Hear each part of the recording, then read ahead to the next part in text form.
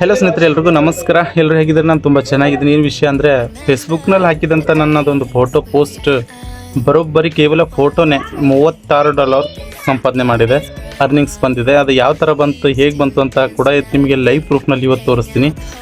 ಸುಮಾರು ಅದು 4 million reach ಆಗಿದೆ. 4 ಮಿಲಿಯನ್ ಕಮೆಂಟ್ಸು, ಒಂದು 18,000 ಲೈಕ್ಸು.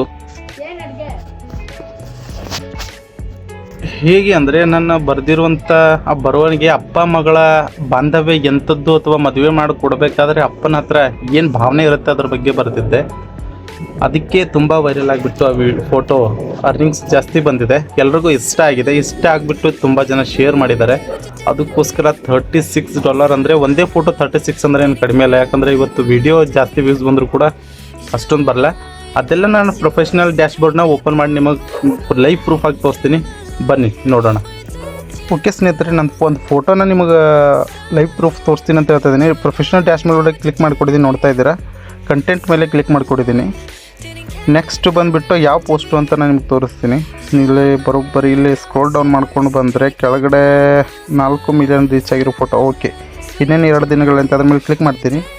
ನೋಡ್ತಾ ಇದ್ದೀರಾ, ಬರೋಬ್ಬರಿ 4 ಮಿಲಿಯನ್ ವ್ಯೂಸ್ ಆಗಿದೆ.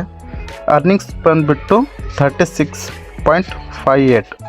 ಈ $36 ನಮ್ಮ ಇಂಡಿಯನ್ ಕರೆನ್ಸಿಯಲ್ಲಿ ಎಷ್ಟಾಗುತ್ತೆ ಅಂತ ತೋರಿಸ್ಕೊಡ್ತೀನಿ.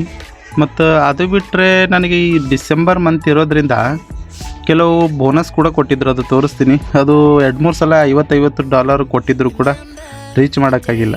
ಆಮೇಲೆ 7 ದಿನದೊಳಗಡೆ ನೋಡಿ ಎಕ್ಸ್ಟ್ರಾ ಬೋನಸ್ ಅಂತ 20% ಇದೆ. ಎಷ್ಟು ಅರ್ನ್ ಆಗುತ್ತೆ ಅದಕ್ಕೆ ಆಲ್ರೆಡಿ $11 ಅರ್ನ್ ಆಗಿದೆ. ಒಂದು $30 ಅರ್ನ್ ಆಗಿದ್ದರೆ $6 ಇದೊಂದು ಅರ್ನ್ ಆಗಿದೆ. ಇದೊಂದಿದೆ $50. ಇದು ಒಂದು ವಾರದಲ್ಲಿ 2 ಪೋಸ್ಟ್ 5 ಲಕ್ಷ ವ್ಯೂಸ್ ಹೋಗಿದ್ದರೆ ಇದು $50. ಇದು ಇವತ್ತೇ ಲಾಸ್ಟು. ಏನಾಗುತ್ತೋ ಕಾದು ನೋಡಬೇಕು.